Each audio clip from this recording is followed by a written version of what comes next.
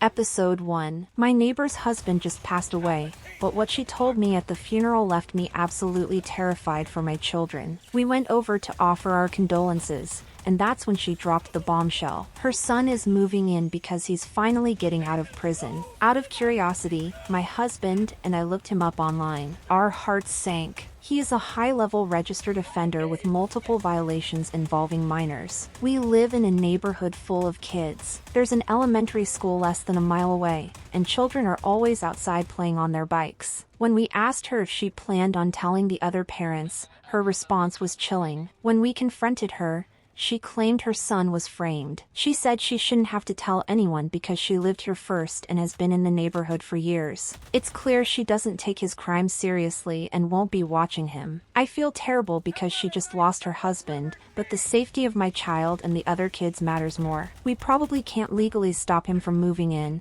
but I'm planning to warn every single parent on this block so they can be aware. My neighbor says I'm being heartless during her time of grief. Am I the a-hole for advocating against him moving in and telling the whole neighborhood his secret? What would you do? Episode 2. I'm a 21-year-old female, and my boyfriend and I have been together for almost 3 years. About 8 months ago, I reached a big milestone. I moved into my very own one-bedroom apartment. I live alone, I pay every single bill by myself, and I buy all my own groceries. I was proud of my independence, but lately, that independence is being drained by the person I love most. My boyfriend comes over every single day, and I'm not exaggerating. He is literally there every day.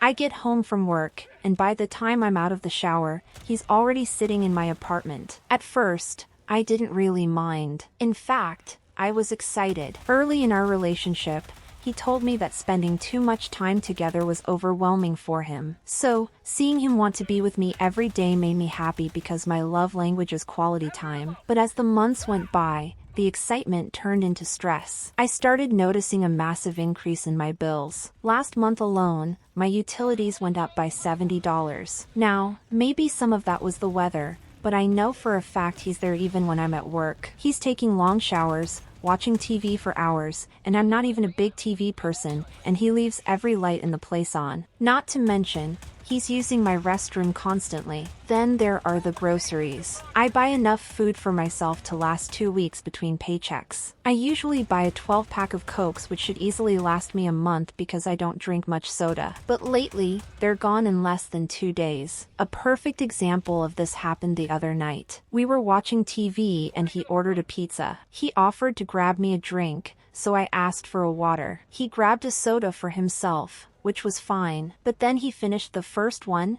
got up, and grabbed a second. I was visibly annoyed, but I kept my mouth shut. Then, he got up again and walked to the fridge for a third one. I finally snapped. I told him, nope, no.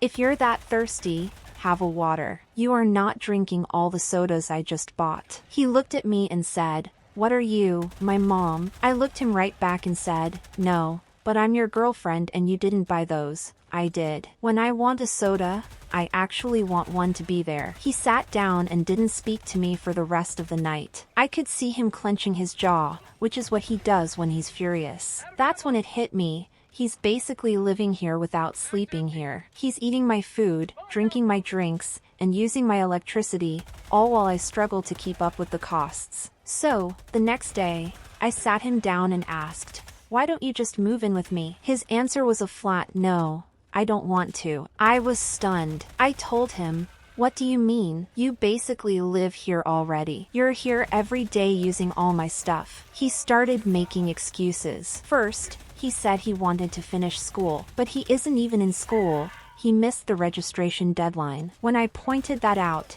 he switched to saying he didn't want to live in an apartment, he wanted a house. I told him we're 19. We have to be realistic. An apartment is the first step toward a house. Finally, he admitted the real reason. I just don't want to move out of my parents' house. I like having no responsibilities. His mom pays for his car, his gas, and his clothes. He has 0 bills. I told him right then and there, if you aren't going to move in and help me, you can't come over every day anymore. We'll have to hang out at your house. But a week went by, and he just kept showing up every single day. I love his company, but I literally cannot afford him. It started making me wonder, does he just not see a future with me? Or is he just using me for a free place to hang out? I eventually took everyone's advice and had a follow-up conversation. It was mentally draining. I took his key back. I told him that until he learns to ask before coming over, he doesn't get to have a key. I told him the key was for emergencies only, and he had abused that trust. He didn't take it well. He told me we were in two different mindsets because I have an apartment and a steady income while he still lives at home with no bills. Then, he actually had the nerve to blame me. He said my apartment was too expensive and that I shouldn't have moved out. I didn't have a choice. Moving out was forced on me by my family situation. He even tried to tell me how to budget my money better so I could afford him eating my food. I told him I'm already interviewing for a second job just to stay afloat. It felt like total deflection. The argument went back and forth until I finally told him the truth. He is a child who doesn't want to grow up,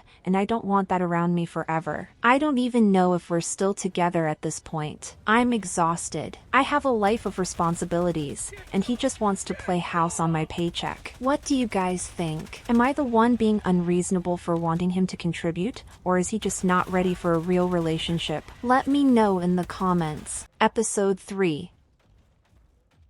My fiancé and I got engaged on Christmas Eve. Until recently, I had a great relationship with his mother. But ever since the ring went on my finger, she has turned our wedding planning into a nightmare. I'm at my wit's end, and I think I might have just started a family war. Here is the problem: my fiancé and I are both introverts. We want a small, intimate wedding with a maximum of 50 people. Even the thought of being in front of a large crowd gives me massive anxiety. But his mother insists it must be a grand event with at least 150 guests. Since my fiancé is an only child, she thinks this needs to be a massive production for her social circle. It doesn't stop at the guest list. I found a simple, elegant gown that I love, but when I showed her, she told me it was too plain and that people would mistake me for just another guest at my own wedding. She even hates our venue and catering, calling it boring and not special enough. She even demanded that we send her our guest list so she could review and approve who was coming. About 6 weeks ago, my fiancé finally stood up for me. He told her she needed to stop overstepping. In response, she went completely silent for weeks just to punish him and assert her authority. Then, out of nowhere last Sunday, she invited us to dinner and handed us a check for $25,000. My fiancé was thrilled. He thinks this is an olive branch and a way to have the wedding for free. But I refused to let him cash it. I know exactly what that money is. It's leverage. I told him that the second we spend a dime of her money, we lose all control. When she tries to invite her random friends, she'll say, "Well, my money is paying for them." When I go dress shopping, she'll say, "I thought with my extra money, you'd get something nicer." Now, my fiancé thinks I'm being ridiculous and overreacting to the tension of the last few months. Even my own mother is telling me to just take the gift and be grateful. They are positioning me as a bridezilla just because I want to keep my peace of mind. His mother is using this check to buy her way back into our decisions, and I feel like I'm the only one who sees the trap. So, am I the jerk for refusing a $25,000 gift to save my wedding, or should I just play the game and take the cash? What would you do? Let me know in the comments. Episode 4. Update on the $25,000 wedding gift drama with my future mother-in-law. After our last conversation, my fiancé and I decided to have a serious heart-to-heart with her. We were incredibly firm about our boundaries. We told her, 50 guests max, no childhood neighbors or distant cousins, and most importantly, we were having the reception at the small restaurant where we first met 4 years ago. We even told her we wouldn't touch a single cent of her money unless she explicitly accepted our choices. She cried. She apologized. She gave us this whole speech about how she just wanted everything to be perfect because she never had a daughter of her own to plan with. She made us feel like the villains for doubting her, so we finally caved, deposited the check, and started moving forward. But then, the sabotage began. When I called our dream restaurant to confirm the booking, they told me their private function room had been suddenly booked out for our specific date. I was devastated. A few days later, my mother-in-law called to say she hired a professional wedding planner to take the pressure off my shoulders. I tried to be grateful, but this planner only showed us massive venues designed for hundreds of guests. When we mentioned our 50-person limit, the planner looked confused and told us my mother-in-law had specifically said we were expanding the wedding and needed a much larger space. My mom's spidey senses started tingling. She decided to play detective and called the restaurant herself, pretending to be my mother-in-law's sister. You guys, she found out the truth. My mother-in-law had booked the private room herself under her own name. She paid the deposit just to secure the room so we couldn't have it. She was literally sabotaging our dream venue to force us into a massive wedding that SHE could control. My fiancé went absolutely nuclear. He called her and tore her a new one. He told her she is officially barred from any aspect of the wedding planning. There will be no speech, no mother-son dance, and she is lucky she's even still allowed to attend as a guest. We transferred the $25,000 back to her account that same hour. I've decided to go full no contact after the wedding day. I'll be polite for the sake of the ceremony, but then I am done for good.